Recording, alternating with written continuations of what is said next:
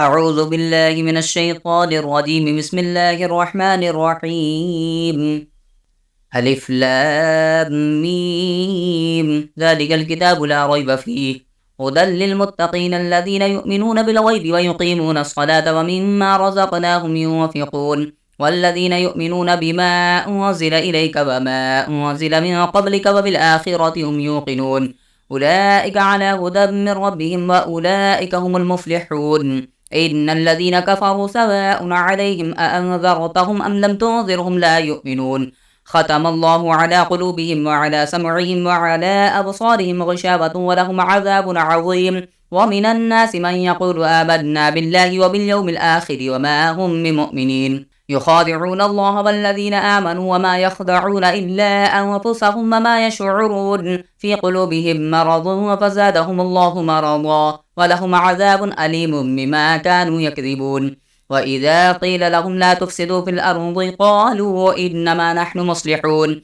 ألا إنهم هم المفسدون ولكن لا يشعرون وإذا قيل لهم آمنوا كما آمن الناس قالوا أنؤمن كما آمن السفهاء ألا إنهم هم السفهاء ولكن لا يعلمون وإذا لقوا الذين آمنوا قالوا آمنا وإذا خلوا إلى شياطينهم قالوا إنا معكم إنما نحن مستهزئون الله يستهزئ بهم ويمدهم في طغيانهم يعمهون أولئك الذين اشتروا الضلالة بالهدى فما ربحت تجارتهم وما كانوا مهتدين مثلهم كمثل الذي استوقد نارا فلما أضاءت ما حوله ذهب الله بنورهم وتركهم في ظلمات لا يبصرون صم بكم عمي فهم لا يرجعون أو كصيب من السماء فيه ظلمات ورعد وبرق يجعلون أصابعهم في آذانهم من الصواعق حذر الموت والله محيط بالكافرين يكاد البرق يخطف أبصارهم كلما أضاء لهم مشوا فيه وإذا أظلم عليهم قاموا ولو شاء الله لذهب بسمعهم وأبصارهم إن الله على كل شيء قدير يا أيها الناس اعبدوا ربكم الذي خلقكم والذين من قبلكم لعلكم تتقون الذي جعل لكم الأرض فراشا والسماء بناء وأنزل من السماء ماء فأخرج به من الثمرات رزقا لكم فلا تجعلوا لله أندادا وأنتم تعلمون وإن كنتم في ريب مما نزلنا على عبدنا فأتوا بسورة من مثله وادعوا شهداءكم من دون الله إن كنتم صادقين فإن لم تفعلوا ولن تفعلوا فاتقوا النار التي وقودها الناس والحجارة أعدت للكافرين وبشر الذين آمنوا وعملوا الصالحات أن لهم جنات وتجري من تحتها الأنهار كلما رزقوا منها من ثمرة رزقا وقالوا هذا الذي رزقنا من قبل وأتوا به متشابها ولهم فيها أزواج مطهرة وهم فيها خالدون إن الله لا يستحيي أن يضرب مثلا ما بعوضة فما فوقها فأما الذين آمنوا فيعلمون أنه الحق من ربهم وأما الذين كفروا فيقولون ماذا أراد الله بهذا مثلا يضل به كثيرا ويهدي به كثيرا وما يضل به إلا الفاسقين الذين ينقضون عهد الله من بعد ميثاقه ويقطعون ما أمر الله به أن يوصل ويفسدون في الأرض أولئك هم الخاسرون كيف تكفرون بالله وكنتم أمواتا فأحياكم ثم يميتكم ثم يحييكم ثم إليه ترجعون هو الذي خلق لكم ما في الأرض جميعا ثم استوى إلى السماء فسواهن 7 سماوات وهو بكل شيء عليم وإذ قال ربك للملائكة إني جاعل في الأرض خليفة قالوا أتجعل فيها من يفسد فيها ويسفك الدماء ونحن نسبح بحمدك ونقدس لك قال إني أعلم ما لا تعلمون وعلم آدم الأسماء كلها ثم عرضهم على الملائكة فقال أنبئوني بأسماء هؤلاء إن كنتم صادقين قالوا سبحانك لا علم لنا إلا ما علمتنا إنك أنت العليم الحكيم قال يا آدم أنبئهم بأسمائهم فلما أنبأهم بأسمائهم قال ألم أقل لكم إني أعلم غيب السماوات والأرض وأعلم ما تبدون وما كنتم تكتمون وإذ قلنا للملائكة اسجدوا لآدم فسجدوا إلا إبليس أبى واستكبر وكان من الكافرين فقلنا يا آدم اسكن أنت وزوجك الجنة وكلا منها رغدا حيث شئتما ولا تقربا هذه الشجرة فتكونا من الظالمين فأزلهما الشيطان عنها فأخرجهما مما كان فيه وقلنا اهبطوا بعضكم لبعض عدو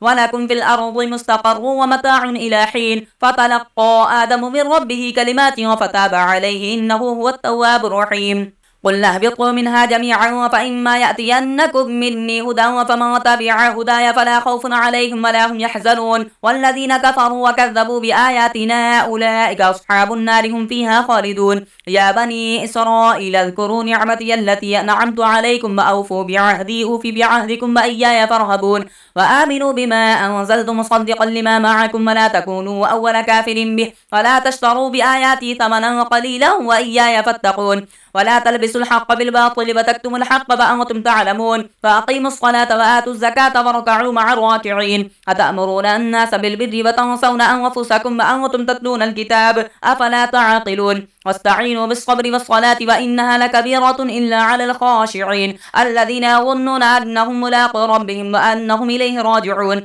يا بني إسرائيل اذكروا نعمتي التي أنعمت عليكم وأني فضلتكم على العالمين واتقوا يوما لا تجزي نفس عن نفس شيئا ولا يقبل منها شفاعة ولا يؤخذ منها عدل ولا هم ينصرون وإذا نجيناكم من آل فرعون يسومونكم سوء العذاب يذبحون أبناءكم ويستحيون نساءكم وفي ذلكم بلاء من ربكم عظيم وإذ فرقنا بكم البحر فأنجيناكم وأغرقنا آل فرعون وأنتم تنظرون وإذ واعدنا موسى 40 ليلة ثم اتخذتم العجل من بعده وأنتم ظالمون ثم عفونا عنكم من بعد ذلك لعلكم تشكرون وإذ آتينا موسى الكتاب والفرقان لعلكم تهتدون وإذ قال موسى لقومه يا قوم إنكم ظلمتم أنفسكم باتخاذكم العجل فتوبوا إلى بارئكم فاقتلوا أنفسكم ذلكم خير لكم عند بارئكم فتاب عليكم إنه هو التواب الرحيم وإذ قلتم يا موسى لن نؤمن لك حتى نرى الله جهرة فأخذتكم الصاعقة وأنتم تنظرون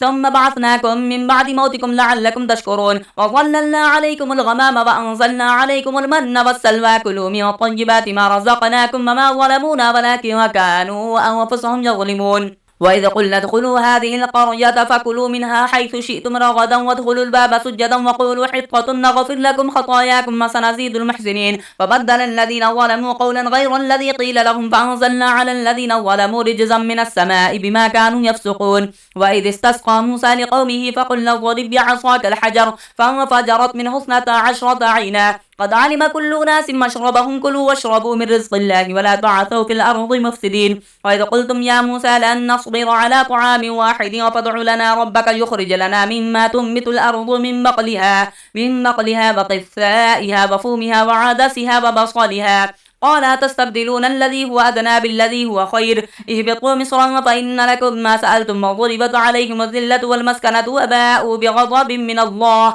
ذلك بأنهم كانوا يكفرون بآيات الله ويقتلون النبيين بغير الحق ذلك بما عصوا وكانوا يعتدون إن الذين آمنوا والذين هادوا والنصارى والصابئين من آمن بالله واليوم الآخر وعمل صالحا فلهم أجرهم عند ربهم ولا خوف عليهم ولا هم يحزنون وإذا أخذنا ميثاقكم ورفعنا فوقكم الطور خذوا ما آتيناكم بقوة واذكروا ما فيه لعلكم تتقون ثم توليتم من بعد ذلك فلولا فضل الله عليكم ورحمته لكنتم من الخاسرين ولقد علمتم الذين اعتدوا منكم في السبت فقلنا لهم كونوا قردة خاسئين فجعلناها نكالا لما بين يديها وما خلفها وموعظة للمتقين وإذ قال موسى لقومه إن الله يأمركم أن تذبحوا بقرة قالوا أتتخذنا هزوا قال أعوذ بالله أن أكون من الجاهلين قالوا ادع لنا ربك يبين لنا ما هي قال إنه يقول إنها بقرة لا فارض ولا بكر عباد بين ذلك ففعلوا ما تؤمرون قالوا ادع لنا ربك يبين لنا ما لونها قال إنه يقول إنها بقرة صفراء فاقع لونها تسر الناظرين قالوا ادع لنا ربك يبين لنا ما هي إن البقرة تشابه علينا وإنا إن شاء الله لمهتدون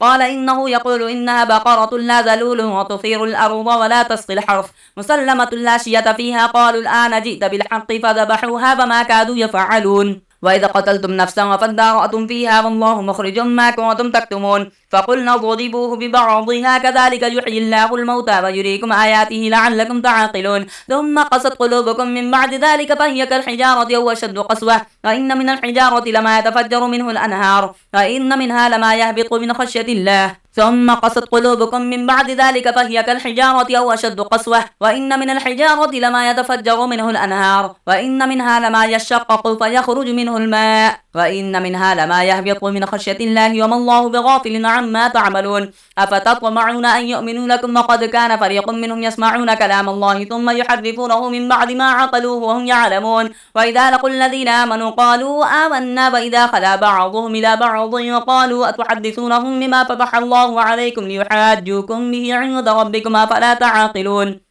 أفلا يعلمون أن الله يعلم ما يسرون وما يعلنون ومنهم أميون لا يعلمون الكتاب إلا أماني وإنهم إلا يظنون فويل للذين يكتبون الكتاب بأيديهم ثم يقولون هذا من عند الله ليشتروا به ثمنا قليلا فويل لهم مما كتبت أيديهم وويل لهم مما يكسبون وقالوا لن تمسنا النار إلا أياما معدودة قل أتخذتم عند الله عهدا فلن يخلف الله عهده أم تقولون على الله ما لا تعلمون بلى من كسب سيئة وأحاطت به خطيئته فأولئك أصحاب النار هم فيها خالدون والذين آمنوا وعملوا الصالحات أولئك أصحاب الجنة هم فيها خالدون وإذا أخذنا ميثاق بني إسرائيل لا تعبدون إلا الله وبالوالدين إحسانا وذي القربى واليتامى والمساكين وقولوا للناس حسنا وأقيموا الصلاة وآتوا الزكاة ثم توليتم إلا قليلا منكم وأنتم معرضون وإذا أخذنا ميثاقكم لا تسفكون دماءكم ولا تخرجون أنفسكم من دياركم ثم أقررتم وأنتم تشهدون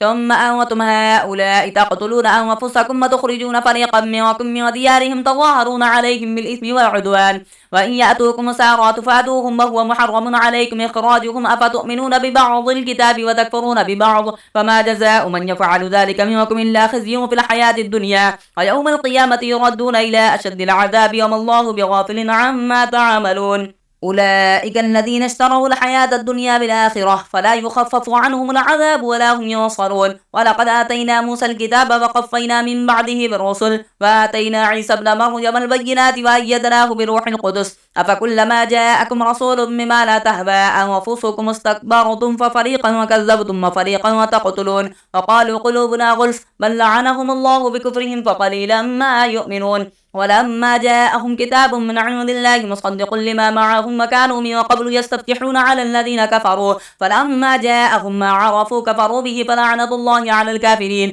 بئس ما اشتروا به أنفسهم أن يكفروا بما أنزل الله بغيا أن ينزل الله من فضله على من يشاء من عباده فباءوا بغضب على غضب وللكافرين عذاب مهين وإذا قيل لهم آمنوا بما أنزل الله قالوا نؤمن بما أنزل علينا ويكفرون بما براءه وهو الحق مصدقا لما معهم قل فلم تقتلون أنبياء الله من قبل إن كنتم مؤمنين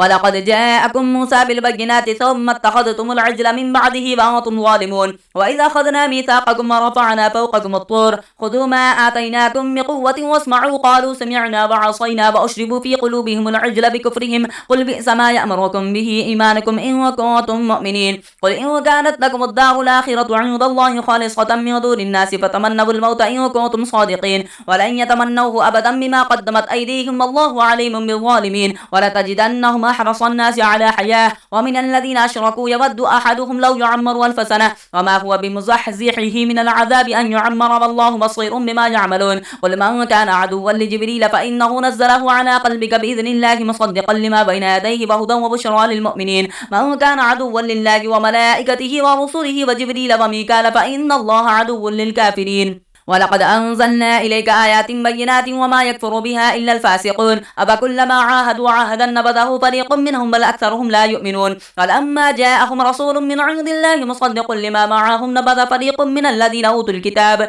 كتاب الله وراء ظهورهم كأنهم لا يعلمون واتبعوا ما تتلو الشياطين على ملك سليمان وما كفر سليمان ولكن الشياطين كفروا يعلمون الناس السحر وما أنزل على الملكين ببابل هاروت وماروت وما يعلمان من أحد حتى يقولا إنما نحن فتنة فلا تكفر فيتعلمون منهما ما يفرقون به بين المرء وزوجه وما هم بضارين به من أحد إلا بإذن الله ويتعلمون ما يضرهم ولا ينفعهم ولقد علموا لمن اشتراه ما له في الآخرة من خلاق ولبئس ما شروا به أنفسهم لو كانوا يعلمون ولو أنهم آمنوا واتقوا لمثوبة من عند الله خير لو كانوا يعلمون يا أيها الذين آمنوا لا تقولوا راعنا وقولوا انظرنا واسمعوا وللكافرين عذاب أليم ما يود الذين كفروا من أهل الكتاب ولا المشركين أن ينزل عليكم من خير من ربكم والله يختص برحمته من يشاء والله ذو الفضل العظيم ما ننسخ من آية أو ننسها نأتي بخير منها أو مثلها ألم تعلم أن الله على كل شيء قدير ألم تعلم أن الله له ملك السماوات والأرض وما لكم من دون الله من ولي ولا نصير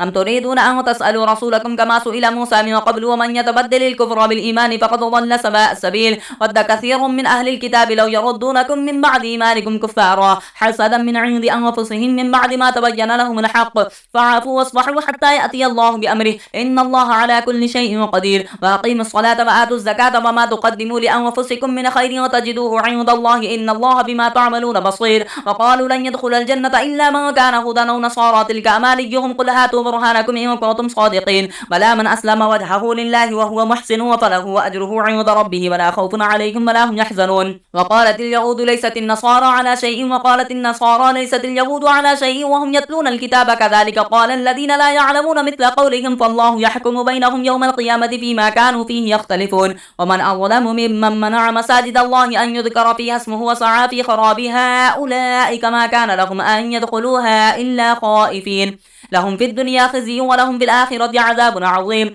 ولله المشرق والمغرب فأينما تولوا فثم وجه الله إن الله واسع عليم وقالوا اتخذ الله ولدا سبحانه بل له ما في السماوات والأرض كل له قانتون بديع السماوات والأرض وإذا قضى أمرا فإنما يقول له كن فيكون وقال الذين لا يعلمون لولا يكلمنا الله أو تأتينا آية كذلك قال الذين من قبلهم مثل قولهم تشابهت قلوبهم قد بينا الآيات لقوم يوقنون إنا أرسلناك بالحق بشيرا ونذيرا ولا تسأل عن أصحاب الجحيم ولن ترضى عنك اليهود ولا النصارى حتى تتبع ملتهم قل إن هدى الله هو الهدى ولئن اتبعت أهواءهم بعد الذي جاءك من العلم ما لك من الله من ولي ولا نصير الذين آتيناهم الكتاب يتلونه حق تلاوته أولئك يؤمنون به ومن يكفر به فأولئك هم الخاسرون يا بني إسرائيل اذكروا نعمتي التي أنعمت عليكم وأني فضلتكم على العالمين واتقوا يوما لا تجزي نفس عن نفس شيئا ولا يقبل منها عدل ولا تنفعها شفاعة ولا هم ينصرون وإذ ابتلى إبراهيم ربه بكلمات فأتمهن قال إني جاعلك للناس إماما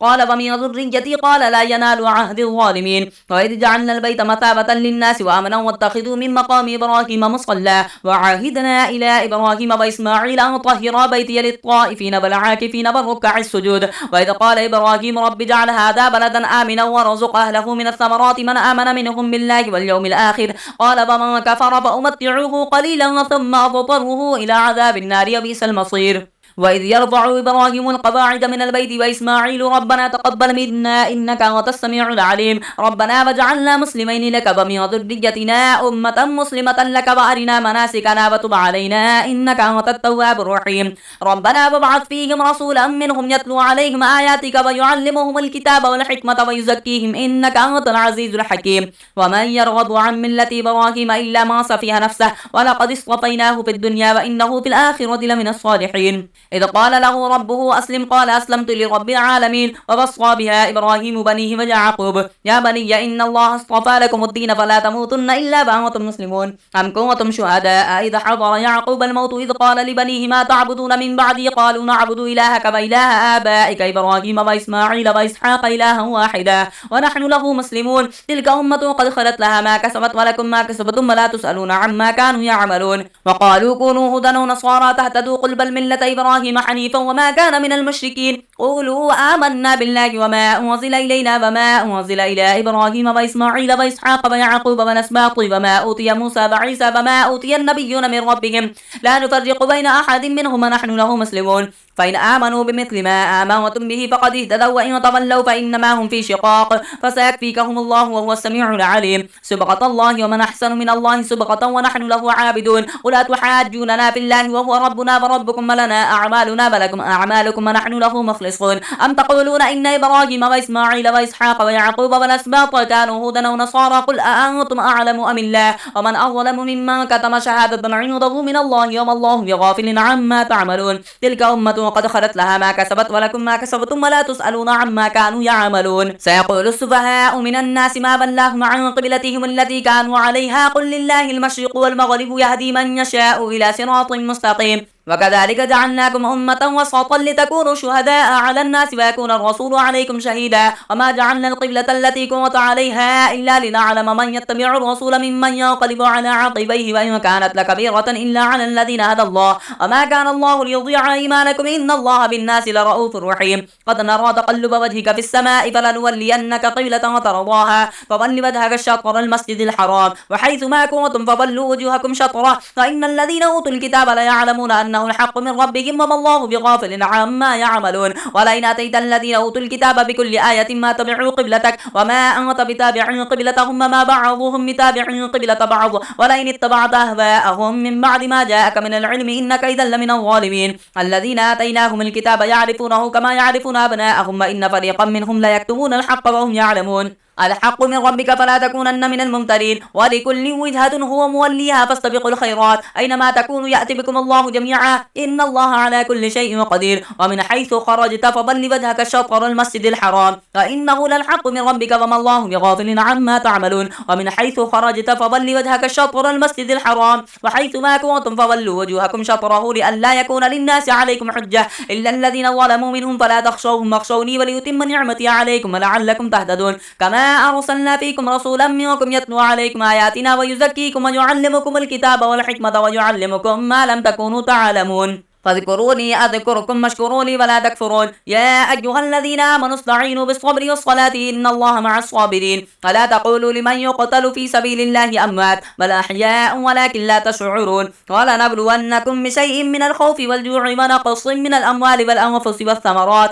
وبشر الصابرين الذين إذا أصابتهم مصيبة قالوا إنا لله وإنا إليه راجعون. أولئك عليهم صلوات من ربهم ورحمة وأولئك هم المهتدون. إن الصفا والمروة من شعائر الله فمن حج البيت أو اعتمر فلا جناح عليه أن يطوف بهما ومن تطوع خيرا فإن الله شاكر عليم. إن الذين يكتمون ما أنزلنا من البينات والهدى من بعد ما بيناه للناس في الكتاب أولئك يلعنهم الله ويلعنهم اللاعنون إلا الذين تابوا وأصلحوا وبينوا فأولئك أتوب عليهم وأنا التواب الرحيم. إن الذين كفروا وماتوا وهم كفار أولئك عليهم لعنة الله والملائكة والناس أجمعين خالدين فيها لا يخفف عنهم العذاب ولا هم ينظرون. وإلهكم إله واحد لا إله إلا هو الرحمن الرحيم. إن في خلق السماوات والأرض واختلاف الليل والنهار والفلك التي تجري في البحر بما ينفع الناس وما أنزل الله من السماء من ماء فأحيا به الأرض بعد موتها وبث فيها من كل دابة وتصريف الرياح والسحاب المسخر بين السماء والأرض لآيات لقوم يعقلون. ومن الناس من يتخذ من دون الله أندادا يحبونهم كحب الله والذين آمنوا أشد حبا لله ولو يرى الذين ظلموا إذ يرون العذاب أن القوة لله جميعا وأن الله شديد العذاب. إذ تبرأ الذين اتبعوا من الذين اتبعوا ورأوا العذاب وتقطعت بهم الأسباب. فقال الذين اتبعوا لو أن لنا كرة فنتبرأ منهم كما تبرأوا منا فذلك يريهم الله أعمالهم حسرات عليهم وما هم بخارجين من النار. يا أيها الناس كلوا مما في الأرض حلالا طيبا ولا تتبعوا خطوات الشيطان إنه لكم عدو مبين. إنما يأمركم بالسوء والفحشاء وأن تقولوا على الله ما لا تعلمون. وإذا قيل لهم اتبعوا ما أنزل الله قالوا بل نتبع ما ألفينا عليه آباءنا أولو كان آباؤهم لا يعقلون شيئا ولا يهتدون. ومثل الذين كفروا كمثل الذي ينعق بما لا يسمع إلا دعاء ونداء صم بكم عمي فهم لا يعقلون. يا أيها الذين آمنوا كلوا من طيبات ما رزقناكم واشكروا لله إن كنتم إياه تعبدون. إنما حرم عليكم الميتة والدم ولحم الخنزير وما أهل به لغير الله فمن اضطر غير باغ ولا عاد فلا إثم عليه إن الله غفور رحيم. إن الذين يكتمون ما أنزل الله من الكتاب ويشترون به ثمنا قليلا أولئك ما يأكلون في بطونهم إلا النار ولا يكلمهم الله يوم القيامة ولا يزكيهم ولهم عذاب أليم. أولئك الذين اشتروا الضلالة بالهدى والعذاب بالمغفرة فما أصبرهم على النار ذلك بأن الله نزل الكتاب بالحق وإن الذين اختلفوا في الكتاب السبل في شقاق بعيد. ليس البر أن تولوا وجوهكم قبل المشرق والمغرب ولكن البر من آمن بالله واليوم الآخر والملائكة والكتاب والنبيين وآتى المال على حبه ذوي القربى واليتامى والمساكين وابن السبيل والسائلين في الرقاب وأقام الصلاة وآتى الزكاة والموفون بعهدهم إذا عاهدوا والصابرين في البأساء والضراء وحين البأس أولئك الذين صدقوا وأولئك هم المتقون. يا أيها الذين آمنوا كتب عليكم القصاص في القتلى الحر بالحر والعبد بالعبد والأنثى بالأنثى فمن عفي له من أخيه شيء فاتباع بالمعروف وأداء إليه بإحسان ذلك تخفيف من ربكم ورحمة فمن اعتدى بعد ذلك فله عذاب أليم. ولكم في القصاص حياة يا أولي الألباب لعلكم تتقون. كتب عليكم إذا حضر أحدكم الموت إن ترك خيرا الوصية للوالدين والأقربين بالمعروف حقا على المتقين فمن بدله بعد ما سمعه فإنما إثمه على الذين يبدلونه إن الله سميع عليم. فمن خاف من موص جنفا أو إثما فأصلح بينهم فلا إثم عليه إن الله غفور رحيم. يا أيها الذين آمنوا كتب عليكم الصيام كما كتب على الذين من قبلكم لعلكم تتقون أياما معدودات فمن كان منكم مريضا أو على سفر فعدة من أيام أخر وعلى الذين يطيقونه فدية طعام مسكين فمن تطوع خيرا فهو خير له وأن تصوموا خير لكم إن كنتم تعلمون. شهر رمضان الذي أنزل فيه القرآن هدى للناس وبينات من الهدى والفرقان فمن شهد منكم الشهر فليصم ومن كان مريضا أو على سفر فعدة من أيام أخر يريد الله بكم اليسر ولا يريد بكم العسر ولتكملوا العدة ولتكبروا الله على ما هداكم ولعلكم تشكرون. وإذا سألك عبادي عني فإني قريب أجيب دعوة الداعي إذا دعاني فليستجيبوا لي وليؤمنوا بي لعلهم يرشدون.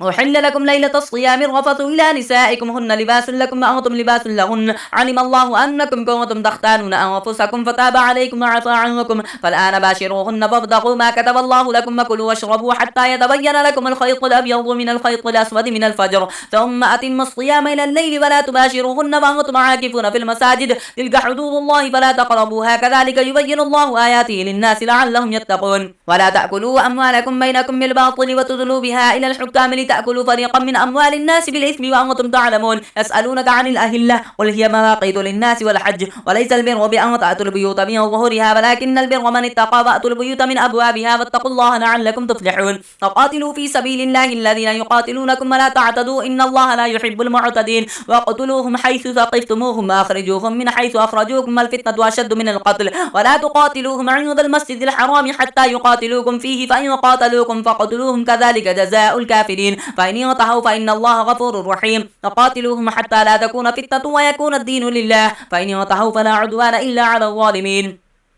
الشهر الحرام بالشهر الحرام والحرمات قصاص فمن اعتدى عليكم فاعتدوا عليه بمثل ما اعتدى عليكم واتقوا الله واعلموا أن الله مع المتقين. وأنفقوا في سبيل الله ولا تلقوا بأيديكم إلى التهلكة وأحسنوا إن الله يحب المحسنين. وأتموا الحج والعمرة لله وإن أحصرتم فما استيسر من الهدي ولا تحلقوا رؤوسكم حتى يبلغ الهدي محله فمن كان منكم مريضا أو به أذى من رأسه ففدية من صيام أو صدقة أو نسك فإذا أمنتم فمن تمتع بالعمرة إلى الحج فما استيسر من الهدي فمن لم يجد فصيام 3 أيام في الحج و7 إذا رجعتم تلك 10 كاملة ذلك لمن لم يكن أهله حاضر المسجد الحرام واتقوا الله واعلموا أن الله شديد العقاب. الحج أشهر معلومات فمن فرض فيهن الحج فلا رفث ولا فسوق ولا جدال في الحج وما تفعلوا من خير يعلمه الله وتزودوا فإن خير الزاد التقوى واتقون يا أولي الألباب. ليس عليكم جناح أن تبتغوا فضلا من ربكم فإذا أفضتم من عرفات فاذكروا الله عند المشعر الحرام واذكروه كما هداكم وإن كنتم من قبله لمن الضالين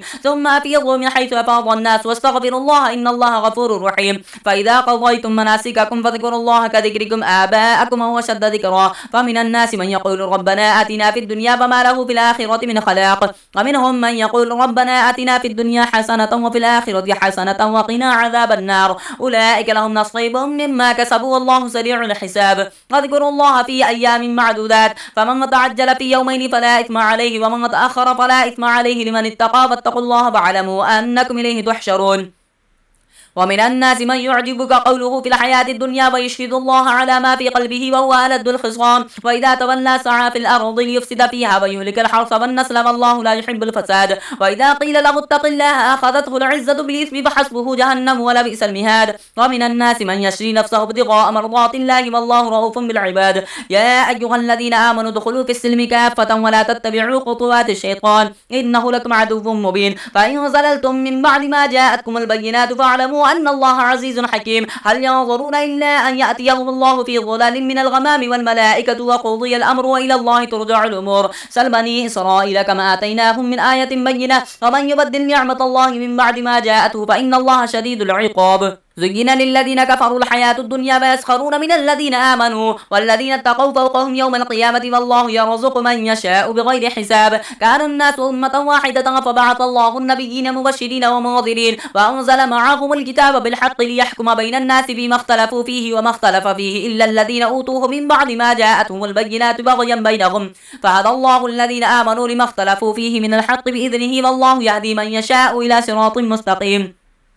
أم حسبتم أن تدخلوا الجنة ولما يأتكم مثل الذين خلوا من قبلكم مستهم البأساء والضراء وزلزلوا حتى يقول الرسول والذين آمنوا معه متى نصر الله ألا إن نصر الله قريب يسألونك ماذا ينفقون قل ما أنفقتم من خير فللوالدين والأقربين واليتامى والمساكين وابن السبيل وما تفعلوا من خير فإن الله به عليم كتب عليكم القتال وهو كره لكم عسى أن تكرهوا شيئا وهو خير لكم عسى أن تحبوا شيئا وهو شر لكم الله يعلم وأنتم لا تعلمون يسألونك عن الشهر الحرام قتال فيه قل قتال فيه كبير وصد عن سبيل الله وكفر به والمسجد الحرام وإخراج أهله منه أكبر عند الله والفتنة أكبر من القتل ولا يزالون يقاتلونكم حتى يردوكم عن دينكم إن استطاعوا ومن يرتد منكم عن دينه فيمت وهو كافر فأولئك حبطت أعمالهم في الدنيا والآخرة وأولئك أصحاب النار هم فيها خالدون إن الذين آمنوا والذين هاجروا وجاهدوا في سبيل الله أولئك يرجون رحمة الله والله غفور رحيم يسألونك عن الخمر والميسر قل فيهما إثم كبير ومنافع للناس وإثمهما أكبر من نفعهما ويسألونك ماذا ينفقون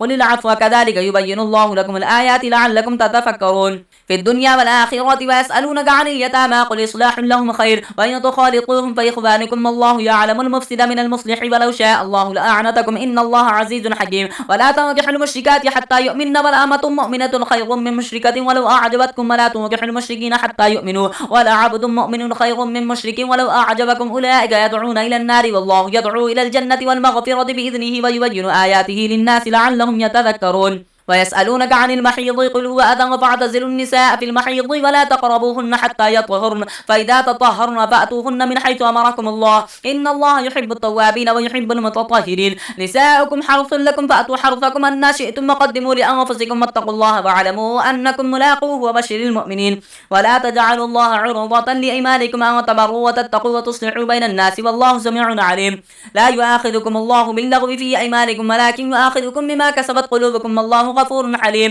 للذين يؤلون من نسائهم تربص 4 أشهر فإن فاءوا فإن الله غفور رحيم وإن عزموا الطلاق فإن الله سميع عليم والمطلقات يتربصن بأنفسهن 3 قروء ولا يحل لهن أن يكتمن ما خلق الله في أرحامهن إن كن يؤمن بالله واليوم الآخر وبعولتهن أحق بردهن في ذلك إن أرادوا إصلاحا ولهن مثل الذي عليهن بالمعروف وللرجال عليهن درجة والله عزيز حكيم الطلاق 2 مرتان فإمساك بمعروف أو تسريح بإحسان ولا يحل لكم أن تأخذوا مما آتيتموهن شيئا إلا أن يخافا أن لا يقيما حدود الله فإن خفتم أن لا يقيما حدود الله فلا جناح عليهما فيما افتدت به فإن خفتم أن لا يقيما حدود الله فلا جناح عليهما فيما افتدت به تلك حدود الله فلا تعتدوها فمن يتعد حدود الله فأولئك هم الظالمون فإن طلقها فلا تحل له من بعد حتى تنكح زوجا غيره فإن طلقها فلا جناح عليهما أن يتراجعا إن ظنا أن يقيما حدود الله وتلك حدود الله يبينها لقوم يعلمون وإذا طلقتم النساء فبلغن أجلهن فأمسكوهن بمعروف أو سرحوهن بمعروف ولا تمسكوهن ضرارا لتعتدوا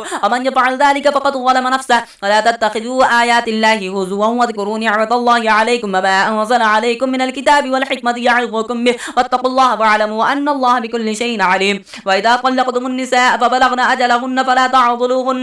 فلا تعضلوهن أن ينكحن أزواجهن إذا تراضوا بينهم بالمعروف ذلك يوعظ به من كان منكم يؤمن بالله واليوم الآخر ذلكم أزكى لكم وأطهر والله يعلم وأنتم لا تعلمون. والوالدات يرضعن أولادهن حولين كاملين لمن أراد أن يتم الرضاعة وعلى المولود له رزقهن وكسوتهن بالمعروف لا تكلف نفس إلا وسعها لا تضار والدة بولدها ولا مولود له بولده وعلى الوارث مثل ذلك فإن أرادا فصالا عن تراض منهما وتشاور فلا جناح عليهما. وإن أردتم أن تسترضعوا أولادكم فلا جناح عليكم إذا سلمتم ما آتيتم بالمعروف واتقوا الله واعلموا أن الله بما تعملون بصير. والذين يتوفون منكم يذرون أزواجا يتربصن بأنفسهن 4 أشهر و10 فإذا بلغن أجلهن فلا جناح عليكم فيما فعلن في أنفسهن من معروف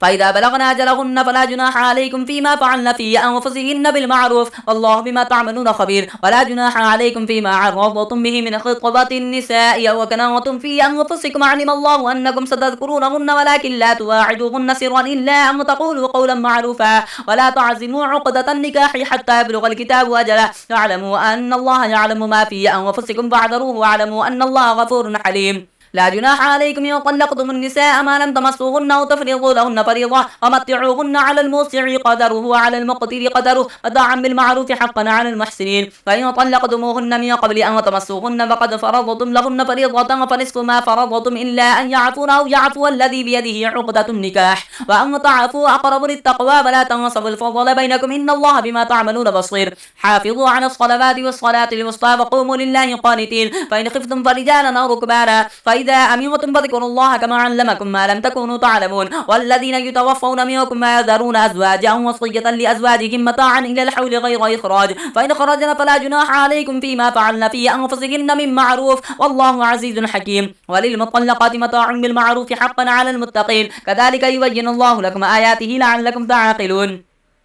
ألم تر إلى الذين خرجوا من ديارهم وهم ألوف حذر الموت فقال لهم الله موتوا ثم أحياهم إن الله لذو فضل على الناس ولكن أكثر الناس لا يشكرون. وقاتلوا في سبيل الله واعلموا أن الله سميع عليم. من ذا الذي يقرض الله قرضا حسنا فيضاعفه له أضعافا كثيرة والله يقبض ويبسط وإليه ترجعون. ألم تر إلى الملأ من بني إسرائيل من بعد موسى إذ قالوا لنبي لهم ابعث لنا ملكا نقاتل في سبيل الله قال هل عسيتم إن كتب عليكم القتال ألا تقاتلوا قالوا وما لنا ألا نقاتل في سبيل الله وقد خرجنا من ديارنا وأبنائنا فلما كتب عليهم القتال تولوا إلا قليلا منهم الله عليم بالظالمين. وقال لهم نبيهم إن الله قد بعث لكم طالوت ملكا قالوا أنى يكون له الملك علينا ونحن أحق بالملك منه ولم يؤت ساعة من المال قال إن الله اصطفاه عليكم وزاده بسطة في العلم والجسم والله يؤتي ملكه من يشاء والله واسع عليم.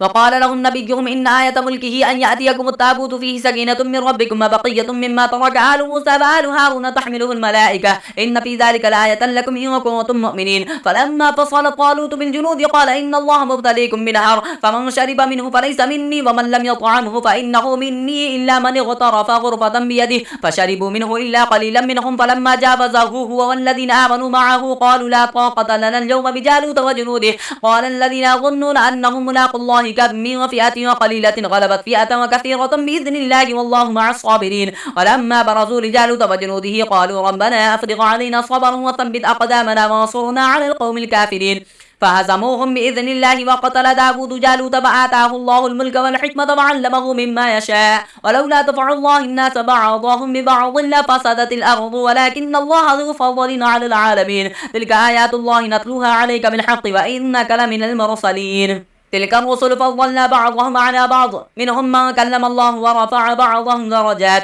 وآتينا عيسى ابن مريم البينات وأيدناه بروح القدس ولو شاء الله ما قتل الذين من بعدهم من بعد ما جاءتهم البينات ولكن اختلفوا فمنهم من آمن ومنهم من كفر ولو شاء الله ما قتلوا ولكن الله يفعل ما يريد. يا أيها الذين آمنوا أنفقوا مما رزقناكم من قبل أن يأتي يوم لا بيع فيه ولا خلة ولا شفاعة والكافرون هم الظالمون. الله لا إله إلا هو الحي القيوم لا تأخذه سنة ولا نوم له ما في السماوات وما في الأرض من ذا الذي يشفع عنده إلا بإذنه يعلم ما بين أيديهم وما خلفهم ولا يحيطون بشيء من علمه إلا بما شاء وسع كرسيه السماوات والأرض ولا يؤوده حفظهما وهو العلي العظيم. لا إكراه في الدين قد تبين الرشد من الغي فمن يكفر بالطاغوت ويؤمن بالله فقد استمسك بالعروة الوثقى لا انفصام لها والله سميع عليم.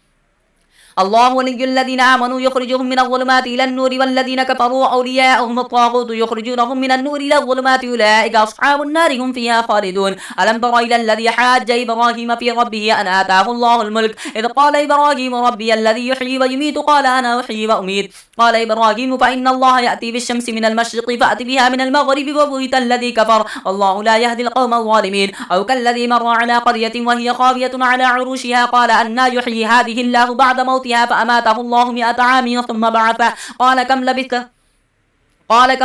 قال لبثت يوما أو بعض يوم قال بل لبثت 100 عام فانظر إلى طعامك وشرابك لم يتسنى وانظر إلى حمارك فلنجعلك آية للناس وانظر إلى العظام كيف ننشزها ثم نكسوها لحما فلما تبين له قال أعلم أن الله على كل شيء قدير. وإذ قال إبراهيم رب أرني كيف تحيي الموتى قال أولم تؤمن قال بلى ولكن ليطمئن قلبي قال فخذ 4 من الطير فصرهن إليك ثم جعل على كل جبل منهن جزءا ثم ادعوهن يأتينك سعيا واعلم أن الله عزيز حكيم. مثل الذين ينفقون أموالهم في سبيل الله كمثل حبة أنبتت 7 سنابل في كل سنبلة 100 حبة والله يضاعف لمن يشاء والله واسع عليم. الذين ينفقون أموالهم في سبيل الله ثم لا يتبعون ما أنفقوا منا ولا أذى لهم أجرهم عند ربهم ولا خوف عليهم ولا هم يحزنون. قول معروف ومغفرة خير من صدقة يتبعها أذى والله غني حليم. يا أيها الذين آمنوا لا تبطلوا صدقاتكم بالمن والأذى كالذي ينفق ماله رئاء الناس ولا يؤمن بالله واليوم الآخر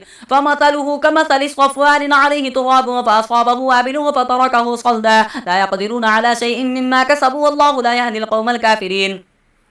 ومثل الذين ينفقون أموالهم ابتغاء مرضات الله وتثبيتا من أنفسهم كمثل جنة من ربة أصابها بابل فآتت أكلها ضعفين فإن لم يصبها بابل فضلوا والله بما تعملون بصير. أيود أحدكم أن تكون له جنة من نخيل وأعناب تجري من تحتها الأنهار له فيها من كل الثمرات وأصابه الكبر وله ذرية ضعفاء فأصابها إعصار وفيه نار فاحترقت كذلك يبين الله لكم الآيات لعلكم تتفكرون. يا أيها الذين آمنوا أنفقوا من طيبات ما كسبتم مما أخرجنا لكم من الأرض ولا تيمموا الخبيث منه تنفقون ولستم بآخذه إلا أن تغمضوا فيه واعلموا أن الله غني حميد.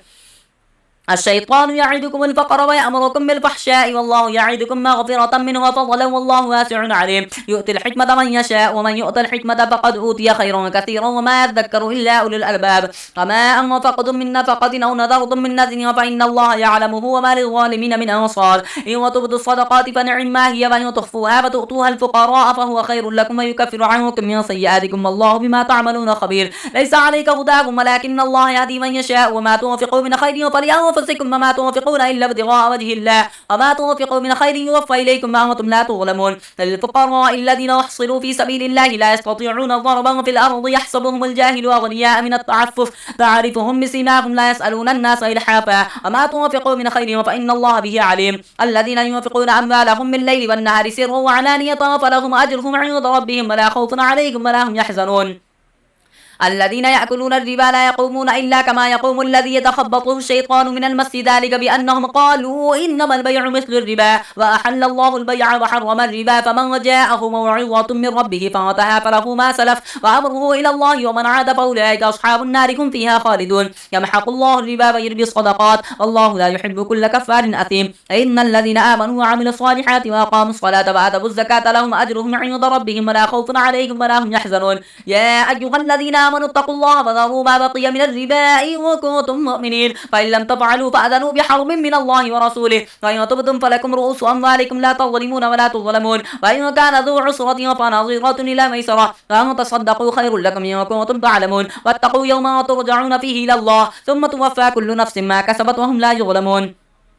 يا أيها الذين آمنوا إذا تداينتم بدين إلى أجل مسمى فاكتبوه وليكتب بينكم كاتب بالعدل ولا يأبى كاتب أن يكتب كما علمه الله فليكتب وليملل الذي عليه الحق وليتق الله ربه ولا يبخس منه شيئا فإن كان الذي عليه الحق سفيها أو ضعيفا أو لا يستطيع أن يمله فليملل وليه بالعدل واستشهدوا شهيدين من رجالكم فإن لم يكونا رجلين فرجل وامرأتان مما ترضون من الشهداء أن تضل إحداهما فتذكر إحداهما الأخرى ولا يأبى الشهداء إذا ما دعوا ولا تسأموا أن تكتبوه صغيرا أو كبيرا إلى أجله ذلكم أقسط عند الله وأقوم للشهادة وأدنى ألا ترتابوا إلا أن تكون تجارة حاضرة تطيرونها بينكم فليس عليكم جناح ألا تكتبوها وأشهدوا إذا تبايعتم ولا يضار كاتب ولا شهيد وإن تفعلوا فإنه فسوق بكم واتقوا الله ويعلمكم الله والله بكل شيء عليم وإن كنتم على سفر ولم تجدوا كاتبا فرهان مقبوضة فإن أمن بعضكم بعضا فليؤدي الذي اؤتمن أمانته وليتق الله ربه ولا تكتموا الشهادة ومن يكتمها فإنه آثم قلبه والله بما تعملون عليم لله ما في السماوات وما في الأرض وإن تبدوا ما في أنفسكم أو تخفوه يحاسبكم به الله فيغفر لمن يشاء ويعذب من يشاء والله على كل شيء قدير آمن الرسول بما أنزل إليه من ربه والمؤمنون كلنا آمن بالله وملائكته وكتبه ورسله لا نفرق بين أحد من رسله وقالوا سمعنا وأطعنا غفرانك ربنا وإليك المصير لا يكلف الله نفسا إلا وسعها لها ما كسبت وعليها ما اكتسبت ربنا لا تؤاخذنا إن نسينا أو أخطأنا ربنا ولا تحمل علينا إصرا كما حملته على الذين من قبلنا ربنا ولا تحملنا ما لا طاقة لنا به واعف عنا واغفر لنا وارحمنا أنت مولانا فانصرنا على القوم الكافرين.